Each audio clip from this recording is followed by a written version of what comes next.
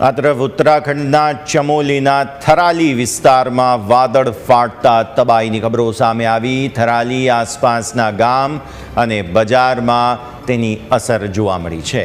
વાદળ ફાટ્યા બાદ જનજીવન પ્રભાવિત થઈ ગયું। વાદળ ફાટ્યા બાદ કાટમાળમાંથી અનેક ઘર, દુકાન અને રસ્તાને નુકસાન પહોંચ્યું છે, ત્યારે એસડીઆરએફની ટીમ રાહત અને બચાવ કાર્યોમાં લાગી છે।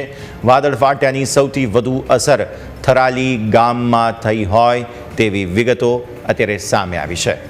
તસવીરો આપ નિહાળો, કેટલી મોટી માત્રામાં અહીં તબાહી જોવા મળી રહી છે। વાદળ ફાટવાની ઘટના સતત વધી રહી છે।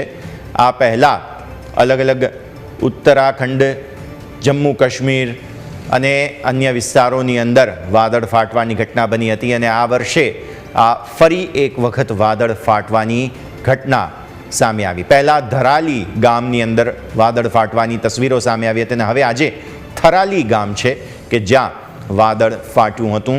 આ વાદળ મોડી રાત્રે ફાટ્યું હોય તેવી વિગતો છે, જેથી સમગ્ર ગામમાં તબાહીના દ્રશ્યો અત્યારે ફિલહાલ જોવા મળી રહ્યા છે અને પાણીનો પ્રવાહ હજુ પણ, આ તો વહેલી સવારનું તસવીરો આપ નિહાળી રહ્યા છો, તેમ છતાં પણ પાણીનો પ્રવાહ ખૂબ જ વેગવંતો જોવા મળી રહ્યો છે।